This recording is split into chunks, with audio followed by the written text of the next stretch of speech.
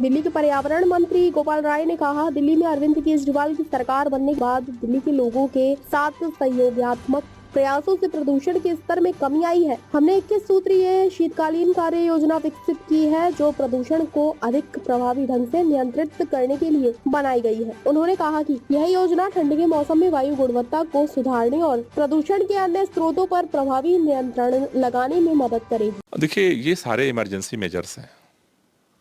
दिल्ली के अंदर अरविंद केजरीवाल जी की सरकार बनने के बाद दिल्ली के लोगों के साथ मिलकर के जो तमाम प्रयास किए गए, उसकी वजह से दिल्ली में प्रदूषण के स्तर को कम करने में हमें सफलता मिली है। लगभग 34 पॉइंट प्रदूषण का स्तर दिल्ली में कम हुआ है। लेकिन सर्दियों में प्रदूषण के स्तर को और कैसे कम किया जाए, इसके लिए पिछली बार हमने 14 सूत्रीय विंटर एक्शन प्लान बनाया था। इस बार 21 सूत्रीय विंटर एक्शन प्लान बनाया गया है, जिससे और प्रभावी तरीके से प्रदूषण को नियंत्रित करने में काम किया जा सके। जहाँ तक कृत्रिम वर्षा और ऑड इवेंट की बात है, उसके लिए हम प्रयास कर रहे हैं, और जिससे कि इमरजेंसी सिचुएशन में इसको लागू करने में हम सफल हो सकें।